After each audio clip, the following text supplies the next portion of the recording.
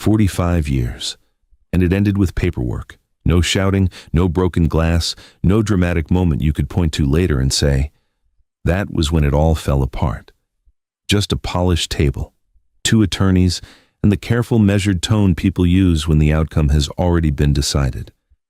The word they kept using was fair.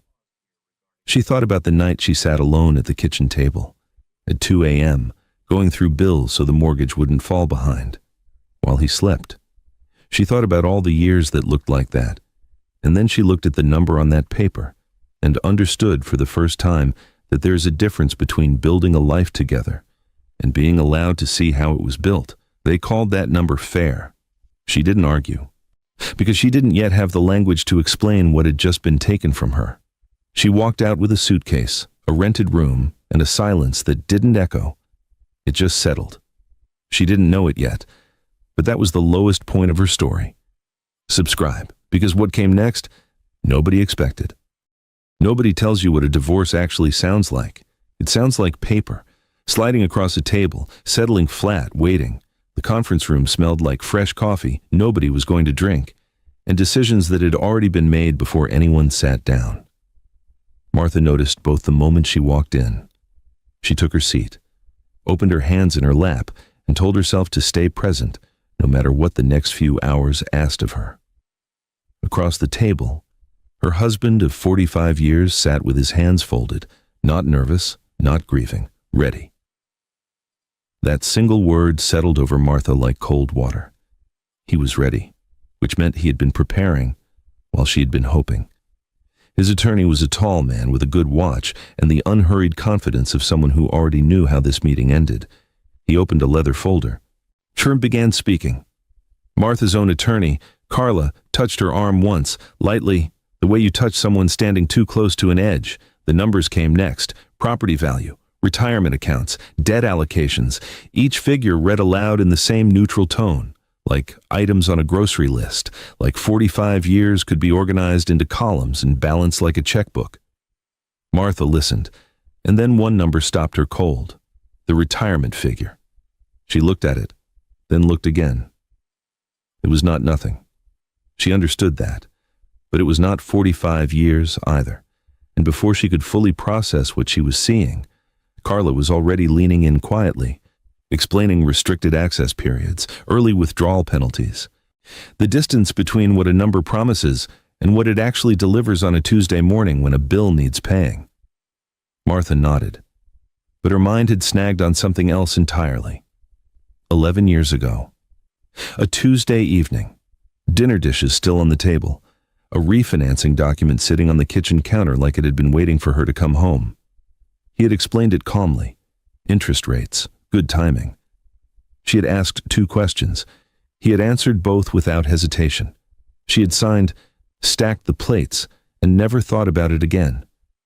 She was thinking about it now. In this room. With these columns. With this number that did not add up to what she thought she had been building toward. There is a difference between trusting someone with your life and trusting someone with the structure of your life. Though she had confused the two for decades, the mediator used the word fair again. Martha looked up. Her husband gave a small nod across the table, not unkind, not triumphant, just settled. The nod of a man confirming what he had known for a long time. She picked up the pen. Her hand did not shake. That surprised her more than anything else in that room. She signed. The same signature she had written on mortgages, permission slips, Christmas cards, and kitchen counter documents on Tuesday evenings when she trusted that if something truly mattered, someone would have told her. Outside, the air hit her like a reminder that the world had kept moving. Traffic, voices, a delivery truck pulling from the curb. 45 years. One morning, she sat in her car without starting the engine, coat still buttoned, folder on the passenger seat. Watching the light change from red to green at the corner like it had somewhere important to be. And then, quietly, without warning, something shifted inside her. Not grief. She had already been carrying that. Not anger. That would come later. This was something older. A feeling she could not yet name, attached to something she could not yet place, Something from long before this marriage, long before this table, long before any of the documents she had signed without fully reading. It was faint, like a word sitting at the tip of your tongue that won't come forward, but it was there, and it was specific, and something told her. It mattered. That feeling she couldn't name in the parking lot, she carried it home, to a home that wasn't hers.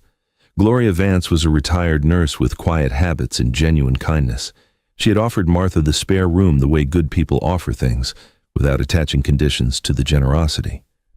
Fresh towels on the counter, coffee made by 7. A gentle knock before entering.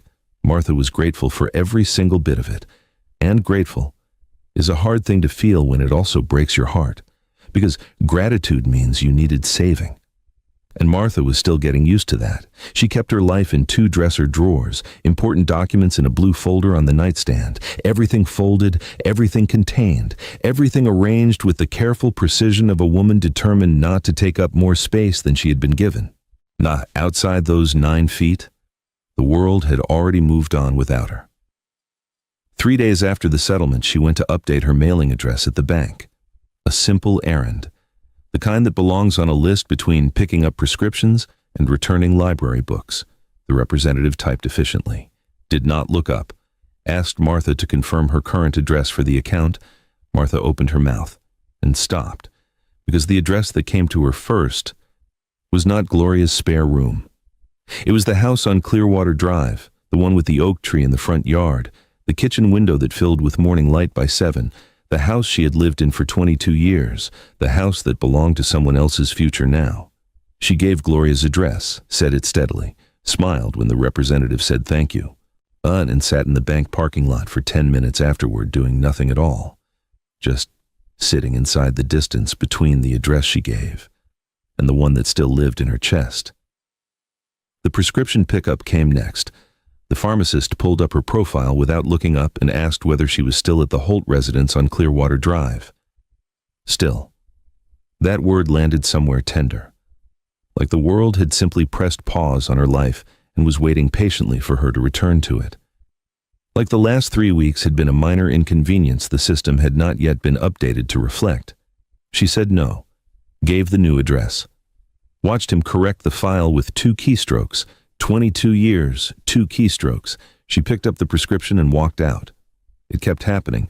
The dentist office, the insurance portal, the church directory that still listed them together with a shared number, each correction small on its own, each one a quiet reminder that the world had filed her under a version of herself that no longer existed, and was in no particular hurry to let her update it. She updated it anyway, every time, calmly, without explanation, without letting her voice carry anything the clerk behind the counter did not need to know. But it accumulated. Not like a flood, like a slow leak behind a wall that you don't find until the damage is already done. And then, 3 weeks into the 9-foot room, she was back at the bank. Different branch, different representative, same efficient politeness. She was there to update a linked identity record. A small administrative task she had been putting off because the list of things to correct felt endless, and this one had seemed like the least urgent. The representative typed, frowned, typed again, said there was a flag on the account, an old address attached to a tax record that the system would not simply overwrite. It was linked to something, a property identifier, something that needed to be resolved at the source before her profile could be fully updated. Martha leaned forward, asked what property. The representative squinted at the screen, said it was probably just an old filing error, nothing that would affect the account in any meaningful way. These things happen with older records, happens more than people realize. Martha looked at her evenly, asked for a printout of exactly what was on that screen. The representative hesitated. Martha did not. The paper came out of the printer warm. Martha folded it once, tucked it into the blue folder without reading it at the counter. Said thank you. Walked to her car with the same steady, unhurried pace she had used at the pharmacy and the dentist and every other place that had asked her who she was now. She sat down, closed the door, and opened the folder. The address on that page was not Gloria's spare room. It was not Clearwater Drive either. It was somewhere older than both. And as Martha sat reading that printout in a bank parking lot on a gray Tuesday afternoon, That unnamed feeling from the Chapter 1 parking lot came back, stronger this time, specific enough now to have a shape, not quite a memory, not quite a question, something in between, something that was pulling her. Somewhere she had not thought about in a very long time. She almost threw it away. That is the part that would stay with her later. The printout sat in the blue folder for 2 days, tucked between the settlement summary and her new insurance card. Every time she opened the folder for something else, she saw it. Every time she saw it, she told herself the same thing. Later. She had enough to carry. But here's the thing about a question you cannot answer. It does not wait politely in the folder where you put it. It follows you into Gloria's kitchen while the coffee brews. It sits beside you in the church pew you occupy more out of habit than peace.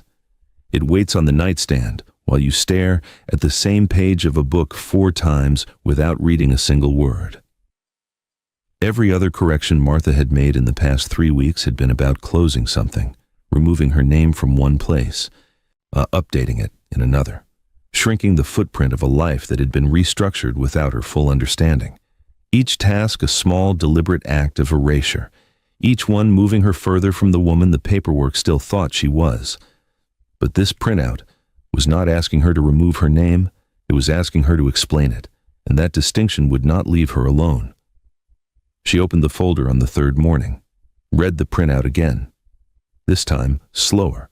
The property identifier was a parcel number, old format, the kind used before the county updated its filing system sometime in the early 90s. The tax record attached to it showed a long gap in payment history. Not unpaid exactly, more like unresolved. As though at some point the file had passed from one set of hands to another, and somewhere in that passing, nobody had picked it back up. Martha set the paper down, picked it back up, read the parcel number one more time. And then she did something she had not done in a very long time. She trusted her own instinct, not someone else's explanation of it, not a summary handed to her across a polished table, her own. The quiet one that had been sitting in her chest since the bank parking lot telling her this was not a filing error. This was something. She called the county records office. The man who answered listened without interrupting while she read the parcel number aloud. He asked her to hold. She sat on the edge of the bed, blue folder open on her knee, listening to the silence of a line that had been placed on hold and wondering for just a moment whether she was chasing something real, or whether grief had made her desperate enough to turn a clerical flag into a lifeline. He came back, said the parcel had a complicated history. Martha asked complicated how. He paused in the way people pause when the answer is longer than a phone call can properly hold. Said she would need to come in person, said some of these older files were not fully digitized, said there were physical documents involved, said it was the kind of thing easier to show than explain. Martha wrote down the office address, folded the printout back into the blue folder, and sat with that for a moment. 3 weeks ago, she had walked out of a conference room having signed her name to the end of a life she thought she understood.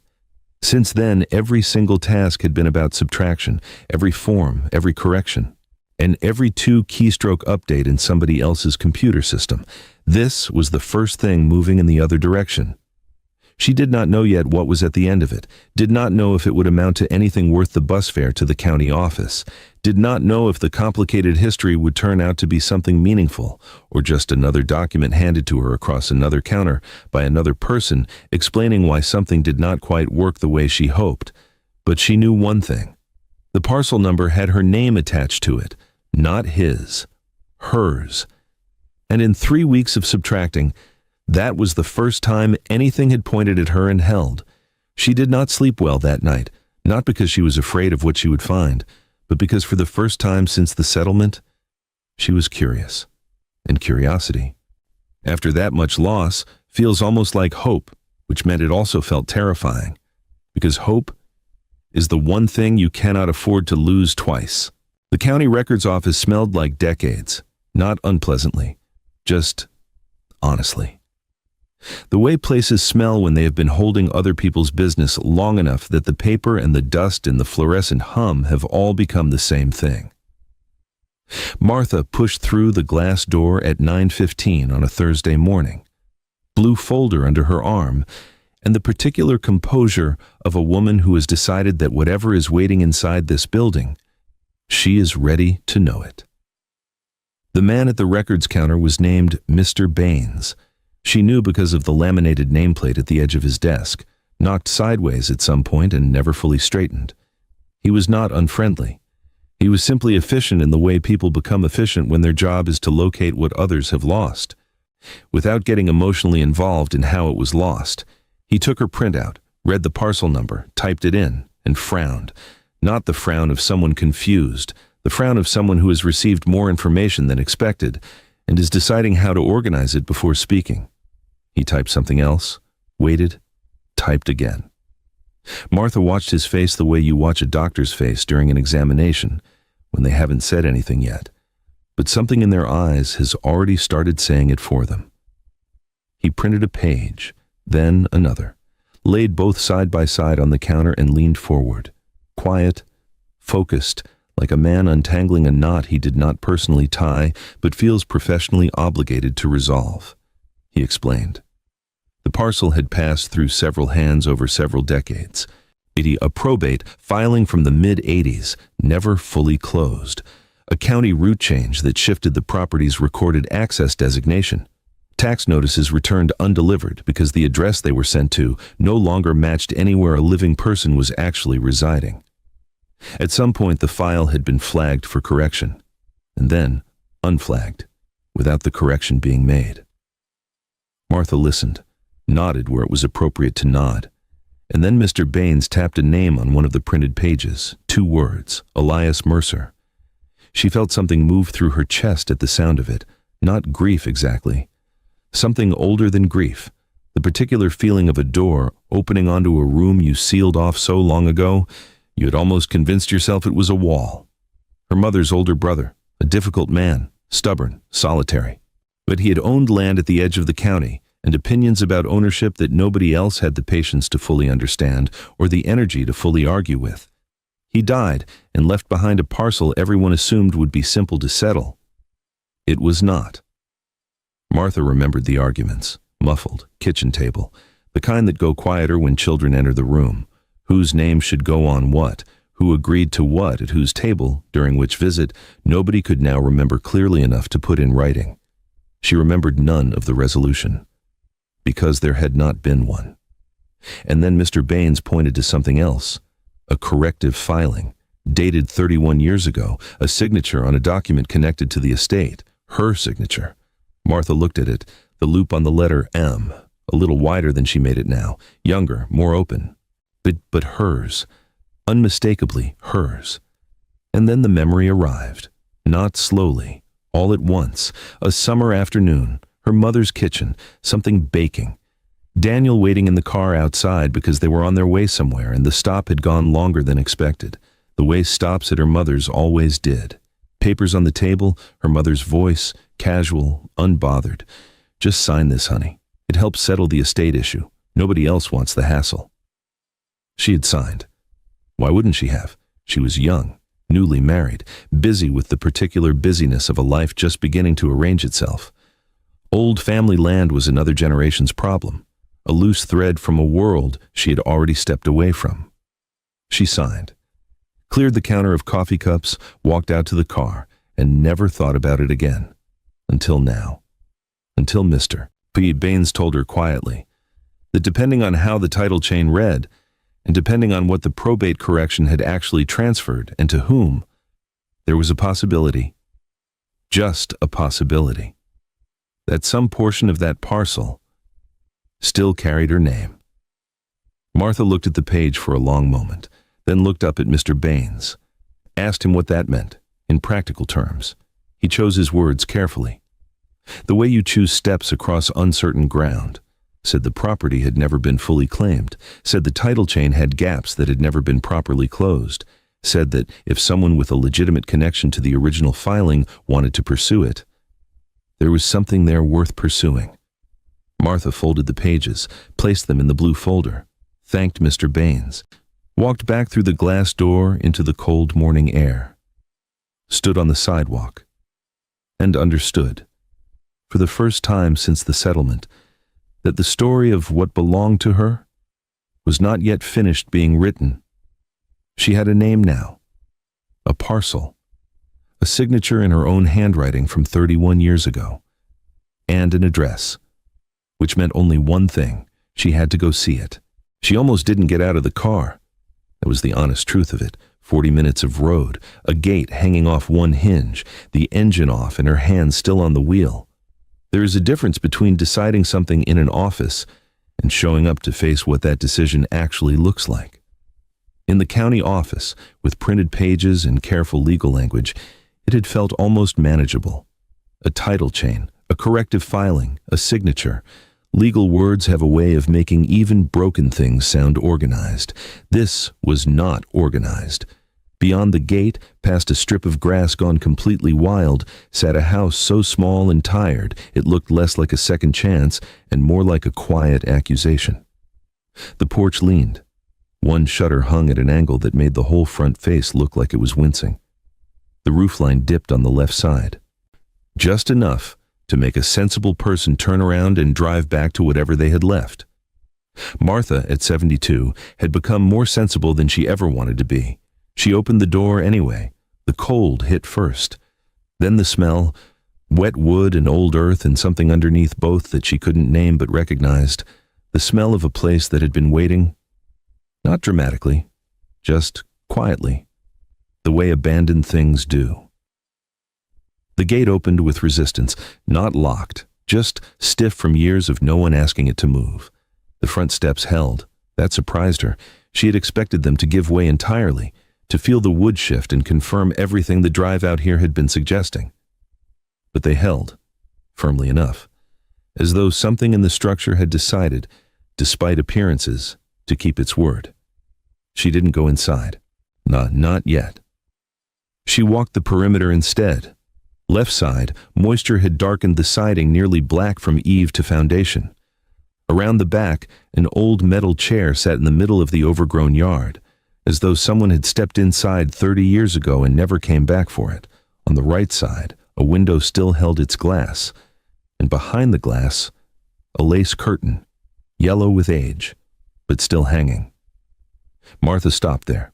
Someone had put that curtain up, a woman, most likely. Someone who had wanted afternoon light to come in softly. Someone who had cared about that, in a house at the edge of a forgotten road that nobody had thought about in decades. Martha didn't know who, but she understood the impulse entirely. She came back to the front and looked at the house straight on. It was not beautiful. It was not the answer to anything. It was damaged and neglected and full of problems she hadn't found yet. But it was real. Everything since the settlement had felt like a surface she wasn't fully allowed to touch. The rented room, the borrowed routines, even the county paperwork had a quality of unreality. Words floating just above the place where her actual life was supposed to be. This was not floating. Wood, soil, a curtain behind dirty glass, a porch that held when it had every reason not to. She exhaled, long and slow. The kind of breath that comes when something inside has been holding without your permission, and finally lets go. She pulled out the small notepad she had put in her coat pocket that morning, clicked the pen, and began writing down what she saw. Left side moisture, roofline sag. 3 porch boards needing replacement. Hasp lock loose, window intact, curtain still hanging, not for anyone else, for herself. Because writing it down meant she wasn't just looking at a problem. She was beginning to understand one. She was still writing when she noticed something she had missed entirely on the first pass. Around the right side, just past the intact window, half buried under years of overgrowth. A second structure, small, low, still standing. Martha looked at it for a long moment, then looked back at her notepad, wrote 4 words, second structure, not in the file, and felt the particular feeling of a question arriving, before she had any idea what the answer might be. The second structure changed things, not immediately. Not in any way she could fully explain standing there in the cold with a notepad and a pen and overgrowth brushing her ankles. But it changed things. Because everything Mr. Baines had shown her, every printed page, every parcel reference and probate remnant and tax notation had described one property, one structure, not 2, which meant either the records were incomplete or someone had built something on this land and never reported it. Martha wrote that down too. Then she closed the notepad, walked back to the car, and sat with the heater running and both hands wrapped around nothing, staring through the windshield at a house that was already costing her more than she had planned to spend. Not money, not yet. Attention. And attention at this stage of her life, Pattern was not a small thing to give. Nina Carver's office was on the second floor of a building that smelled like coffee and carpet cleaner, and the particular seriousness of people who spent their days untangling other people's mistakes. Martha had found her through a referral, a friend of Gloria's, someone who handled real estate law without making clients feel foolish for not already knowing what they were paying to learn. Nina was direct in the way Martha had come to trust more than warmth. She read the documents Martha brought, did not rush, did not perform concern.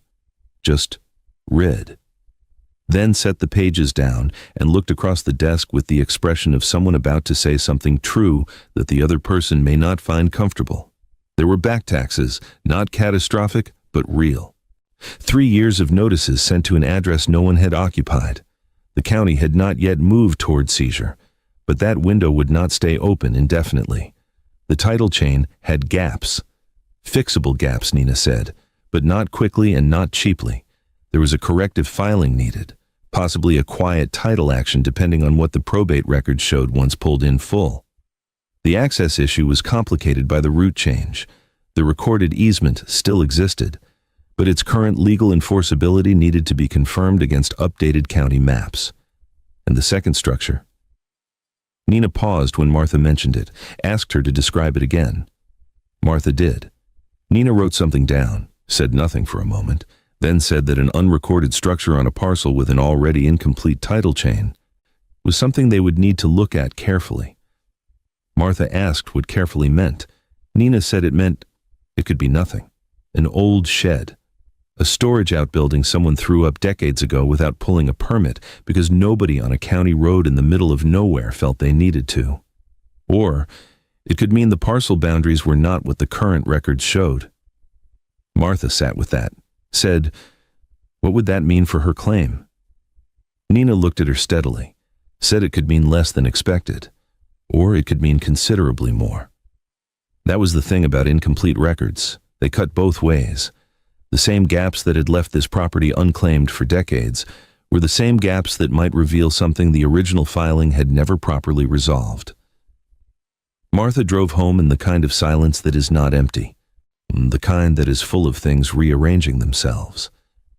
She had walked into Nina's office expecting a checklist, something manageable, a clear list of problems with a clear list of costs attached to each one. Instead, she had walked out with a question sitting inside a larger question, inside a property that was growing more complicated the closer she looked at it. On Gloria's kitchen table that evening, she spread out every document she had, the county printouts, the corrective filing, the parcel map, the notes from Nina. She looked at the parcel map for a long time, then she looked at the boundaries, then she looked again, because something wasn't adding up. The recorded boundary on the eastern edge of the parcel did not match what she had seen with her own eyes standing on that property. The land ran further than the map showed. Now that she was sure of it, almost sure. She pulled the notepad from her coat pocket, found the page where she had sketched the rough outline of the property during her walk, held it next to the parcel map, looked at both, set them down, and said quietly to no one in particular, "Someone drew this line wrong. Or someone drew it that way on purpose. The line was wrong." She was certain of it now. Not almost certain, not probably. Certain in the quiet, specific way you become certain about something when you have looked at it long enough that doubt stops feeling honest. She had spent 3 evenings at Gloria's kitchen table. The parcel map on the left, her hand-sketched outline on the right, a ruler borrowed from Gloria's desk drawer laid across both, tracing the eastern boundary line the way you trace a scar, slowly, trying to understand how it got there. The recorded boundary stopped too soon. Whatever was on the other side of that line, whether it was 10 feet or 100, had not been included in the filing that carried her name, which meant one of two things. Either the original survey was simply wrong, nay, a clerical error from decades ago that nobody had caught because nobody had looked, or it was not an error at all. Martha sat with both possibilities. Neither one let her sleep easily. She went back to Nina Carver on a Tuesday morning with the parcel map, her hand sketch, and a list of questions written in the small, careful handwriting she had developed over years of keeping notes no one else was meant to read. Nina looked at the comparison for longer than Martha expected. Then she said something that shifted the entire conversation. She said, before they could determine whether the boundary discrepancy was error or intention, Martha needed to understand exactly what the original corrective filing had transferred, not the summary, the original. Martha asked where that would be. Nina said the probate court. The filing from the mid-'80s, the one Mr. Baines had referenced but never fully pulled. That document, the actual original, would show precisely what had been conveyed to whom, under what conditions, and whether any portion of the parcel had been quietly excluded from the transfer. Martha wrote it down, asked Nina to spell the case reference number. Nina looked up from the page. Something in her expression shifted slightly. Not surprise exactly. More like reassessment. She spelled it. Martha wrote it, folded the paper, put it in the blue folder, thanked Nina, and left. The probate court clerk was a younger woman named Deb, who had the harried efficiency of someone managing 3 tasks simultaneously and apologizing for none of them. Martha approached the counter, stated what she needed.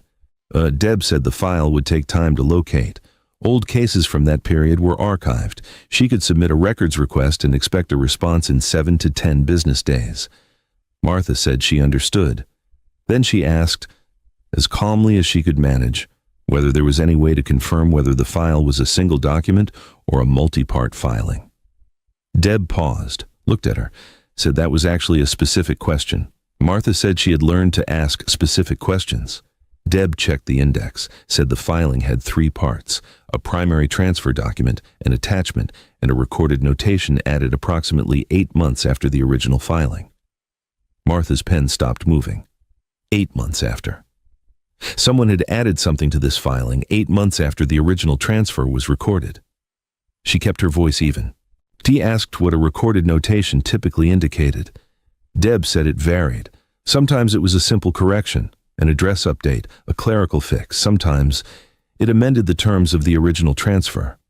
Martha thanked her, walked to the row of chairs along the wall, sat down, opened her notepad to a clean page, and wrote 3 things: primary document, attachment, notation, added 8 months later, then underneath that. Why 8 months? Then underneath that. Who added it? She looked at those questions for a long moment, because they were not small questions. If someone had amended this filing 8 months after the original transfer, the amendment could clarify everything, or it could explain exactly why this property had stayed buried in incomplete records for 30 years without anyone asking why. The file would take 7 to 10 days. Martha had waited 45 years to understand her own life. She could wait 10 days, but she was going to read every word of that filing herself.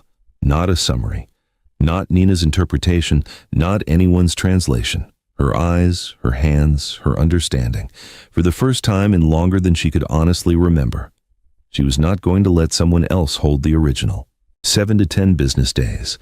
She had said she could wait, and she could. What she had not anticipated was what the waiting would ask of her. Because waiting, when you are 72 and living in 9 feet of borrowed space and carrying something nobody around you fully understands, is not passive. It is its own kind of work. Leah called on a Thursday evening. Martha was at Gloria's kitchen table with the parcel map in her notepad when the phone lit up. She set the pen down, cleared the documents to one side the way you clear a table before company arrives, a small automatic gesture she noticed herself making and could not entirely explain. She answered. Leah's voice came through warm and a little breathless. The particular breathlessness of a woman calling between the end of work and the beginning of dinner, and the 1,000 small urgencies that live in that gap when you have children and a house and a life running at full speed. She asked how Martha was doing.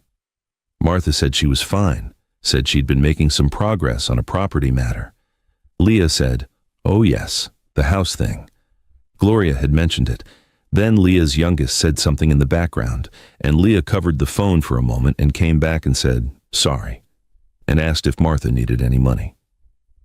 Martha said no, said thank you, said she would explain more when there was more to explain. They talked for 11 more minutes about Leah's children and a school situation and a vacation being planned for the summer. Martha listened carefully, asked the right questions, laughed at the right moments, and when she hung up, sat with the particular silence of a woman who has just performed being fine for someone who loves her. Aaron texted 2 days later, a string of messages sent in the rapid, incomplete way her son communicated when he was thinking faster than he was typing. "Heard you found some property. Is it real or more of a project? Don't let anyone talk you into spending money you don't have on something that needs too much work. Call me if you need me." Martha read it twice, typed back, "It's real. I'm being careful. I love you." Set the phone down, looked at the parcel map, looked at the 3 questions in her notepad, and felt something she did not have a clean name for. Not anger at her children, not even disappointment. Something quieter and more complicated than both. The feeling of doing something that matters enormously to you, while the people who love you most are still seeing you through the version of yourself you were before you started. She understood it. They knew the Martha who had come out of the settlement diminished, displaced, living in 9 feet of borrowed space with 2 dresser drawers and a blue folder on the nightstand. That was the Martha they were checking on. That was the Martha they were worried about spending money she did not have. They had not yet met the Martha who stood in a county records office and asked a clerk to spell a case reference number. The Martha who compared parcel maps at a kitchen table until 11 at night. The Martha who had walked the perimeter of a neglected property in the cold and written down everything she saw because she had decided that understanding something herself was no longer optional. That Martha was newer. And the people who loved her had not been present for her arrival. That was not their fault, but it was lonely. Then he called. She almost did not answer. His name on the screen still did something to her chest that she resented feeling, not longing. She had moved well past longing, something more like muscle memory. 45 years of a reflex that the settlement paperwork had not yet fully canceled. She answered. His voice was the same, measured, calm, organized in that particular way of a man who decides what a conversation will be before he begins it. He had heard about the property. He did not say how. He said he wanted her to know, and she could hear the careful reasonableness being constructed in real time, that he thought she should be cautious. That sentiment was an expensive thing to chase at this stage of life, that old properties with complicated histories had a way of costing more than they returned, that he hoped she had someone competent advising her. Martha listened to all of it, did not interrupt, did not agree. When he finished, she said, "Thank you for calling," and ended the conversation, sat with the phone in her hand for a moment, then set it face down on the table, and felt something shift inside her chest. Not the satisfying shift of victory, not the clean, sharp feeling of finally saying the thing you always wished you had said, something steadier than both. She recognized his voice in that call, and it was the same voice that had explained the refinancing over dinner 11 years ago. The same measured certainty, the same implication, delivered with complete politeness, that she was not quite equipped to navigate what was in front of her without guidance from someone who knew better. She had spent 45 years finding that voice reassuring. Now she heard it for what it had always been, a door closing, dressed as advice. She pulled the notepad toward her, looked at the 3 questions she had written at the probate court. Why 8 months? Who added it? And underneath both of those, the larger question neither of them had answered yet. What did they not want found? Because that was where her thinking had arrived in the long, quiet evenings of waiting, not by accident, not through paranoia. Through the same slow, careful attention she'd been applying to every document and boundary line and filing discrepancy since the day she had walked through that glass door with her blue folder and her composure and her decision to know. The notation added 8 months after the original transfer, the boundary line that did not match the land, the second structure that appeared in no file, 3 separate irregularities on a property that had stayed buried in incomplete records for 30 years. That was not carelessness.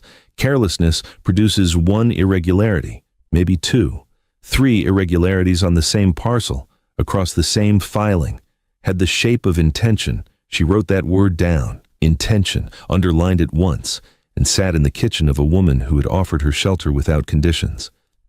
Doing the quiet, invisible work of becoming someone no one had yet been introduced to. The file would arrive. 7 to 10 business days. She was on day 8, tomorrow, or the day after. She was going to find out whether someone had made a mistake 30 years ago, or whether someone had made a decision. And the difference between those two things was not small. The call came on day 9, not the file itself. A call from the probate court clerk saying the file was ready for pickup.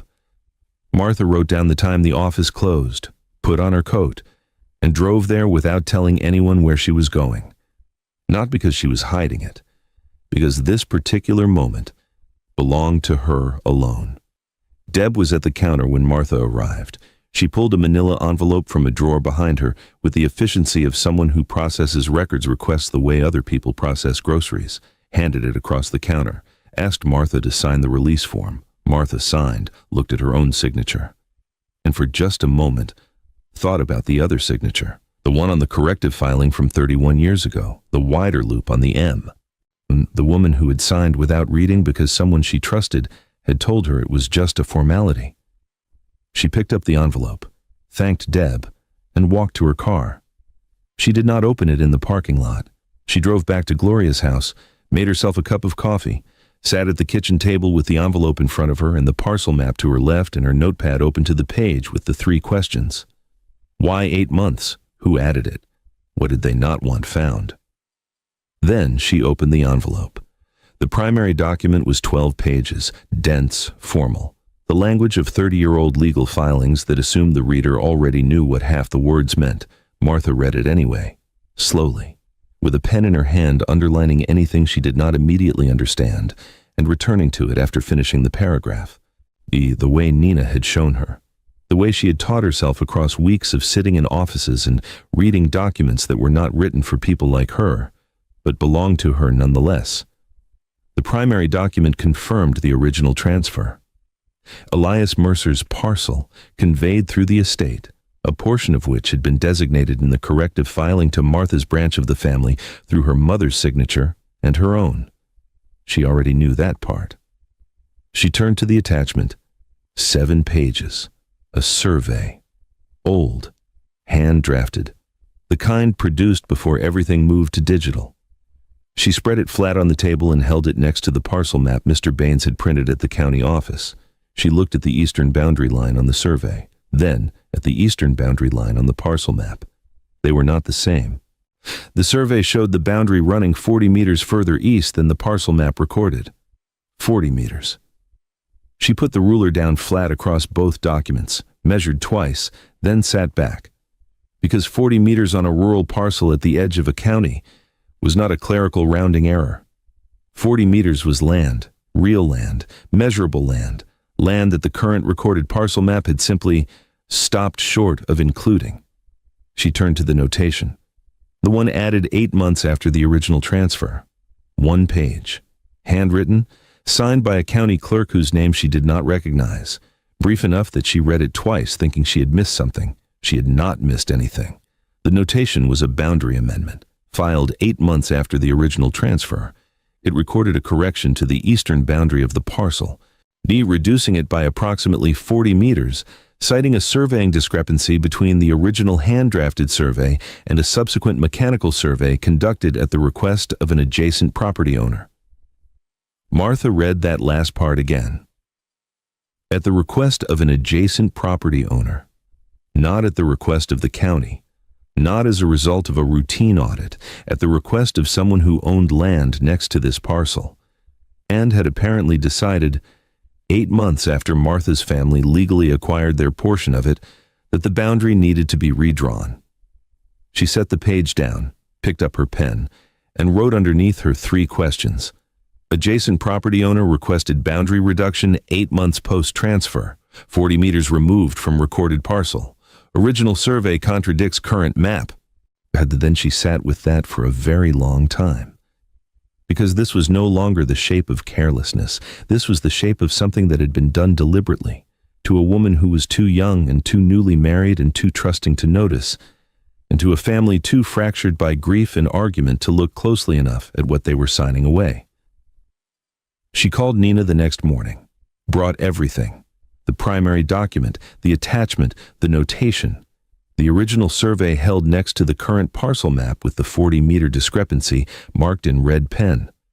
Nina read it all, said nothing for longer than Martha expected, then looked up and said, "This is worth pursuing." Not cautiously, not with reservations threaded through every word the way people speak when they're managing someone's expectations downward. Just directly. This is worth pursuing. Martha felt something move through her that she did not immediately try to name. She had learned across the past weeks that the important feelings were worth sitting with before labeling them. Labeling them too quickly made them smaller than they were. She let it sit. Then she asked Nina what pursuing it would require. Nina said a licensed survey of the current property boundaries, a formal title search going back to the original Mercer estate filing, a quiet title action filed with the court to address the gaps in the chain, and a challenge to the boundary amendment on the grounds that it had been filed without notification to or consent from the named parties in the original corrective filing, which was Martha. The amendment had been filed 8 months after her signature appeared on the original transfer. Nobody had told her. Nobody had asked her. Someone had simply redrawn the line while she was young and newly married and living her life 40 minutes away, and trusted that if something mattered, someone would have told her. Martha asked how long the process would take. Nina said months, possibly longer depending on how the adjacent property ownership had changed hands since then, and whether any subsequent buyers could claim good faith reliance on the amended boundary. Martha nodded. Months. She had come this far in weeks. She drove out to the property that afternoon, alone, same road, same gate still hanging off one hinge, same cold air meeting her at the car door. But something was different.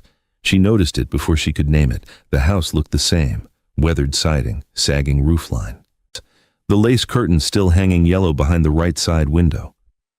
Nothing had changed structurally since the first day she stood here unable to get out of the car. What had changed was her. She walked the perimeter again, this time not with a notepad and the uncertain steps of a woman trying to understand what she was looking at, with the steady, deliberate pace of a woman who had read the original survey, who knew where the eastern boundary should run, who understood what 40 meters of disputed land looked like on paper and was now standing on the ground it represented. She walked to the eastern edge, past the second structure, past the overgrowth, to the place where the recorded parcel map said the property ended, stood there, looked east, 40 meters further. And was land that an original hand-drafted survey said belonged to this parcel. Land that had been quietly removed from the record 8 months after her own signature had appeared on the filing that gave her family their claim to it. She did not feel triumphant standing there. She felt clear. There is a difference. Triumph is loud and needs witnesses. Clarity is quiet and needs nothing. She turned back toward the house, looked at it straight on in the late afternoon light. The porch still sagged. The roofline still dipped on the left. The siding was still dark with moisture on the western face, but the steps had held the first day she climbed them, and they would hold again. She pulled out her phone, called Nina, said, "Let's file." 2 words, the most ownership she had felt over her own life, in longer than she could honestly remember. Nina said she would begin the paperwork the following week. Martha said good, thanked her, hung up, and stood on the porch of a house that had been neglected and disputed and buried in incomplete records for 30 years. That had survived all of it, without disappearing, just like her. There was one more thing she needed to do, one conversation she had been putting off, not because she was afraid of it, but because some conversations change the shape of a relationship permanently, and you only get to have them once. She knew who she needed to call, and she knew that after this call, nothing between them would be explained the same way again. She made the call from the porch, not because the porch was comfortable. It still leaned slightly to the left. One board near the step gave a tired sound when her weight shifted. The railing needed work. The western siding still held more moisture than she liked. The house had not become easier just because she had decided to fight for it. But the porch had held the first day she climbed it, and something in Martha wanted this conversation to happen there, on wood that had survived neglect, on land that had been altered on paper without disappearing, in fact, in front of a house that had spent 30 years being misdescribed and overlooked, without ceasing to be what it was. She dialed. He answered on the fourth ring.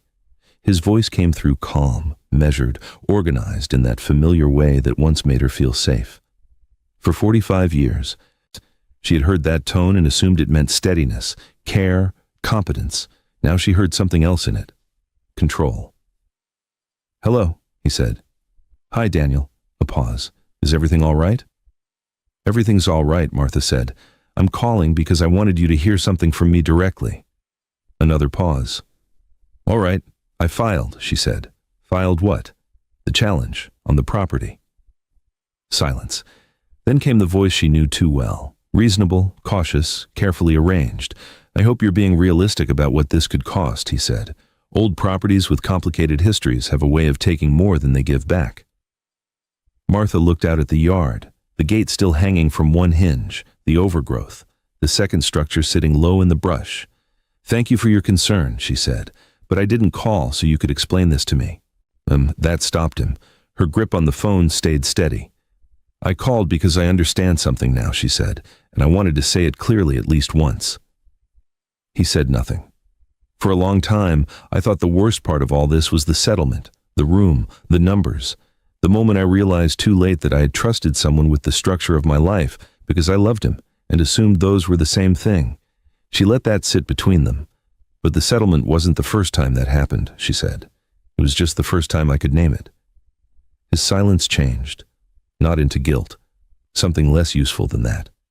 Discomfort, recognition. "I thought I was taking care of things," he said finally. Martha nodded once, even though he could not see it. "I know," she said, and that was what made it true, not cruelty. Not some dramatic betrayal she could point to and explain in one sentence. Something quieter than that. A marriage built on one person understanding the system, and the other person trusting that understanding so completely, she stopped noticing what she had never been invited to know. "I'm not calling to fight with you," Martha said, "and I'm not calling to rewrite our whole marriage into something uglier than it was.